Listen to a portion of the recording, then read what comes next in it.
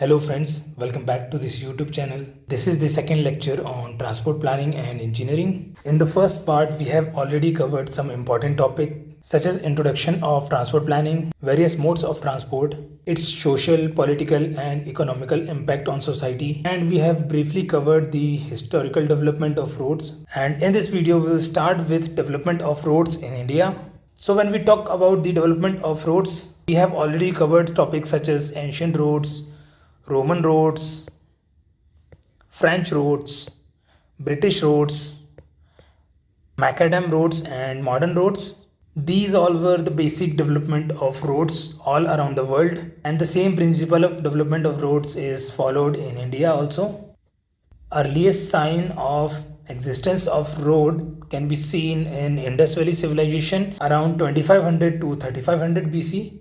Later, Mauryan kings also built very good roads, which were further improved in the Mughal period. And most of the roads linking north to west or eastern areas through Gangetic plains were built during this period. 17th to 18th century, Britishers also built some of the major roads, in which Grand Trunk Road is the most important road, which connect north and south part of India. Now we will see the modern roads. So during the First World War and after the war, roads were become the essential part because at that time there is need of large supply of food, weapons or fighting vehicles to transport one place to another.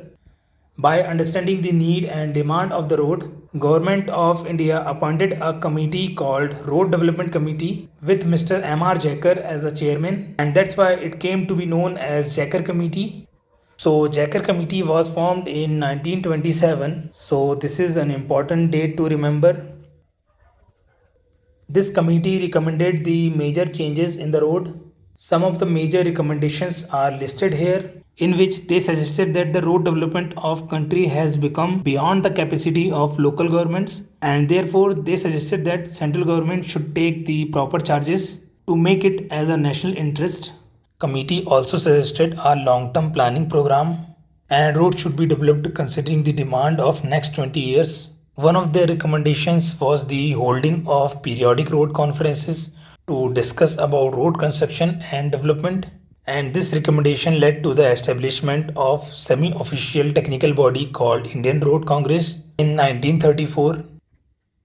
They also suggested the imposition of variety of taxes on motor transport, includes duty on motor spirit, vehicle taxation, and also license fees for vehicles. This suggestion led to the introduction of development fund called Central Road Fund in 1929. In 1943, Nagpur Road Congress was held, in which our 20-year development program for the period of 1943 to 1963 was finalized. And it was the first attempt to prepare a coordinated road development program in a very planned manner. As per the discussion of this Congress, roads were divided into four classes. First is National Highway or NH, which would pass through states and places having national importance for strategic, administrative, and other purposes. Then the second level of road is state highways. These highways were generally developed by states and also known as the main road of a state. Then comes the district roads, which would take traffic from the main roads to the interior of the district. According to the importance, some are considered as major roads and remaining are other district roads. Lowest level of this road system is village road, which would link the villages to the road system. So if we try to draw a diagram of this road system, it will very much look like this. So first is the group of villages, and they are connected by some road. Then comes the district. So these are the district roads. Then comes the state roads or state highways. So state highways would pass through a city. Then the highest level is national highways, which connects various states. In the later period, Bombay Road Congress was held in 1961. So this Bombay plan generally accommodated the deficient of Nagpur Road Congress. Some of the highlighting features of these plans were: it is considered as the second 20-year road plan from 1961 to 1981. Its target was to construct road about 10 lakh kilometer of length. Rural roads were given specific attention in this 20-year road plan. Also, they suggested that the road should be increased so as to give a road density of about 32 kilometers per 100 square meter, which was only 16 kilometers per 100 square meter in Nagpur Road Congress. Also, they plan to construct 1600 kilometer of expressways. Then comes the third road congress, which is known as Lucknow Road Congress, which was held in 1984. Some of the salient features of this plans are given here.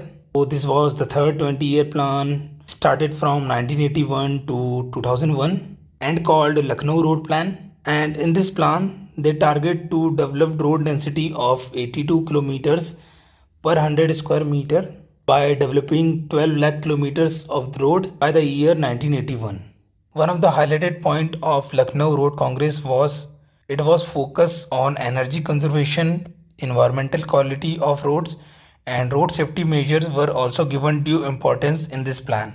Now let's move to the current scenario of roads in India. So after such effort, National Highway constitute only 2% of the total road network, but it carries the 40% of the total traffic. So here lots of numbers and quantitative data is given. So you can read this for more information. So friends, that's it in this video. मैं regularly इसी तरीके से videos upload करता रहता हूँ. So if you haven't subscribed this channel, please do subscribe. If the video was helpful, please do like and motivate me. See you in the next video. Until then, goodbye.